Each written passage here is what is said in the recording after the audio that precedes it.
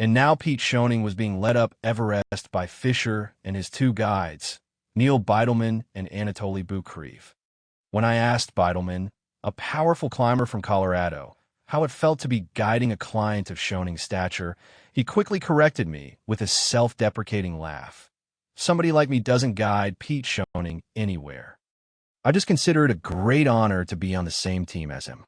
Schoening had signed on with Fisher's Mountain Madness group, not because he needed a guide to lead him up the peak, but to avoid the mammoth hassle of arranging for a permit.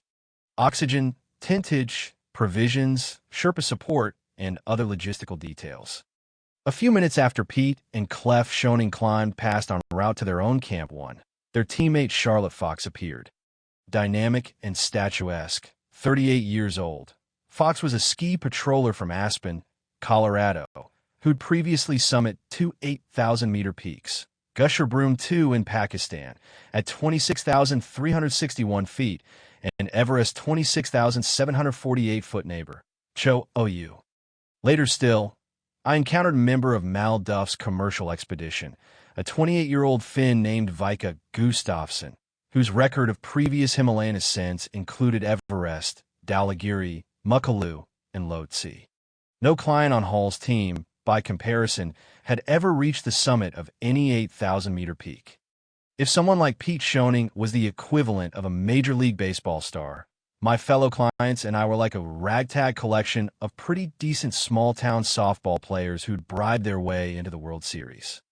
Yes, at the top of the Icefall, Hall had called us a good, strong bunch. And we actually were strong, perhaps, relative to groups of clients Hall had ushered up the mountain in past years. It was clear to me, nevertheless, that none of us in Hall's group had a prayer of climbing Everest without considerable assistance from Hall, his guides, and his Sherpas. On the other hand, our group was far more competent than a number of the other teams on the mountain. There were some climbers of very dubious ability on a commercial expedition led by an Englishman with undistinguished Himalayan credentials. But the least qualified people on Everest were not in fact guided clients at all. Rather, they were members of traditionally structured, non-commercial expeditions. As I was heading back to base camp through the lower Icefall, I overtook a pair of slower climbers outfitted with very strange-looking clothing and equipment. It was apparent almost immediately that they weren't very familiar with the standard tools and techniques of glacier travel. The climber in back repeatedly snagged his crampons and stumbled. Waiting for them to cross a yawning crevasse bridged by two rickety ladders spliced end to end, I was shocked to see them go across together, almost in lockstep, a needlessly dangerous act. An awkward attempt at conversation on the far side of the crevasse revealed that they were members of a Taiwanese expedition. The reputations of the Taiwanese preceded them to Everest. In the spring of 1995, the same team had traveled to Alaska to climb Mount McKinley as a shakedown for the attempt on Everest in 1996. 9 climbers reached the summit, but 7 of them were caught by a storm on the descent, became disoriented, and spent a night in the open at 19,400 feet, initiating a costly, hazardous rescue by the National Park Service. Responding to a request by park rangers, Alex Lowe and Conrad Anker, 2 of the most skilled alpinists in the United States, interrupted their own ascent and rushed up from 14,400 feet to aid the Taiwanese climbers, who were by then barely alive. With great difficulty and considerable risk to their own lives, Lowe and Anker each dragged a helpless Taiwanese from 19,400 feet down to 17,200 feet, at which point a helicopter was able to evacuate them from the mountain. All told, 5 members of the Taiwanese team, 2 with severe frostbite and 1 already dead, were plucked from McKinley by chopper. Only 1 guy died, says Anker. But if Alex and I hadn't arrived right when we did, 2 others would have died too. Earlier, we'd noticed the Taiwanese group because they looked so incompetent. It wasn't any big surprise when they got into trouble. The leader of the expedition, Gao Mingho, a jovial freelance photographer who calls himself Makalu, after the striking Himalayan peak of that name, was exhausted and frostbitten and had to be assisted down the upper mountain by a pair of Alaskan guides. As the Alaskans brought him down, Anker reports, Makalu was yelling victory. Victory! We made summit to everyone they passed, as if the disaster hadn't even happened. Yeah, that Muckaloo dude struck me as pretty weird. When the survivors of the McKinley debacle showed up on the south side of Everest in 1996, Muckaloo Gao was again their leader. The presence of the Taiwanese on Everest was a matter of grave concern to most of the other expeditions on the mountain. There was a very real fear that the Taiwanese would suffer a calamity that would compel other expeditions to come to their aid, risking further lives, to say nothing of jeopardizing the opportunity for other climbers to reach the summit. But the Taiwanese were by no means the only group that seemed egregiously unqualified. Camped beside us at base camp was a 25-year-old Norwegian climber named Petter Neby, who announced his intention to make a solo ascent of the southwest face, one of the peak's most dangerous and technically demanding routes, despite the fact that his Himalayan experience was limited to 2 ascents of neighboring Island Peak. A 20,274-foot bump on a subsidiary ridge of Lhotse involving nothing more technical than vigorous walking. Note, although Neby's expedition was billed as a solo endeavor, he had employed 18 Sherpas to carry his loads, fix ropes for him, establish his camps, and guide him up the mountain. And then there were the South Africans.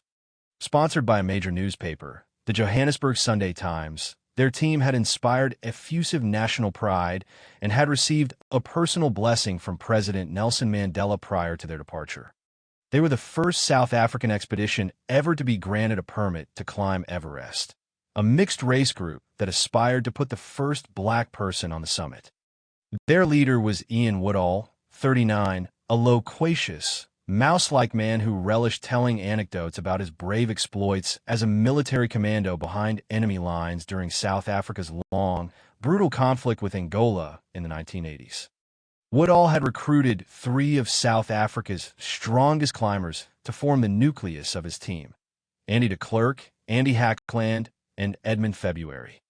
The biracial makeup of the team was of special significance to February, 40, a soft-spoken black paleoecologist and a climber of international renown.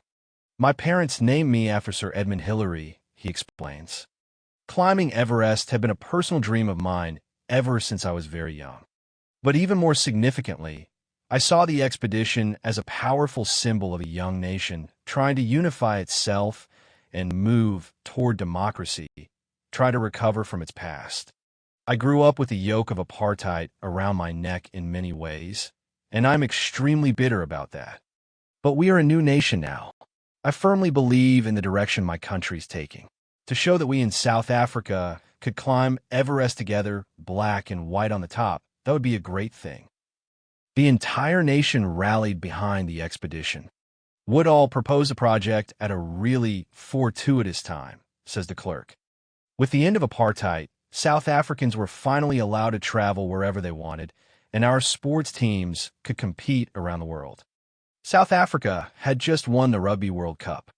There's this national euphoria, a great upwelling of pride, yeah? So when Woodall came along and proposed a South African Everest expedition, everybody was in favor of it, and he was able to raise a lot of money, the equivalent of several $100,000 in U.S. currency, without anybody asking a lot of questions. In addition to himself, the 3 male climbers, and a British climber and photographer named Bruce Harrod, Woodall wanted to include a woman on the expedition. So prior to leaving South Africa, he invited 6 female candidates on a physically grueling but technically undemanding ascent of 19,340-foot Kilimanjaro. At the conclusion of the 2-week trial, Woodall announced that he'd narrowed the field down to 2 finalists. Kathy O'Dowd, 26, a white journalism instructor with some mountaineering experience in the French Alps, whose father is the director of Anglo American, the largest company in South Africa. And Deshun Daysel, 25, a black physical education teacher with no previous climbing experience whatsoever who'd grown up in a segregated township. Both women, said Woodall, would accompany the team to base camp, and he would choose one of them to continue up Everest after evaluating their performance during the trek.